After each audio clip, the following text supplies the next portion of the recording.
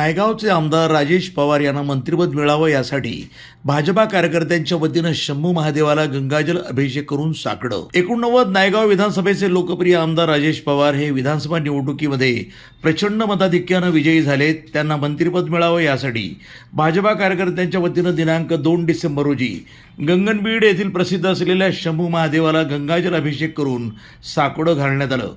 यावेळी नायगाव तालुक्यातील भाजपा पदाधिकारी, कार्यकर्ते आणि नागरिक मोठ्या संख्येनं उपस्थित होते.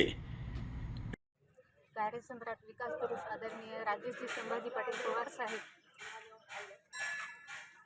आज सोमवारच्या निमित्ताने आम्ही सर्वजण भारतीय जनता पक्षाचे सर्व कार्यकर्ते आणि मी स्वतः पल्लवी वडजे, नायगाव शहर अध्यक्ष भाजपा, आज गंगनबीड येथे अभिषेक करून दादासाहेबांना म्हणजे आमदार साहेबांना मंत्रिपद मिळावं यासाठी साकडं घातलेलं आहे. आणि मला विश्वास आहे की शंभू महादेव, देवादी महादेव आमची ही प्रार्थना अवश्य स्वीकार करतील. आणि इथे आमच्या बोलवण्यावर सर्व कार्यकर्ते उपस्थित राहिल्याबद्दल मी सर्वांचेच खूप खूप अभिनंदन करते आणि आभारही मानते. धन्यवाद. कार्यसम्राट आमदार राजेशजी पवार साहेब यांचा बहुमताने विजय झालेला आहे आणि ते दुसऱ्यांदा विधिमंडळामध्ये नायगाव मतदारसंघाचं नेतृत्व करीत आहेत.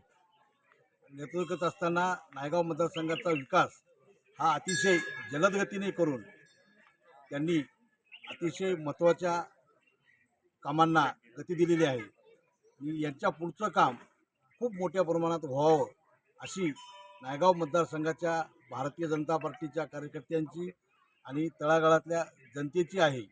त्यामुळे माननीय आमदार राजेशजी पवार साहेबांना आम्ही महादेवाच्या चरणी या ठिकाणी आज अभिषेक केलेला आहे.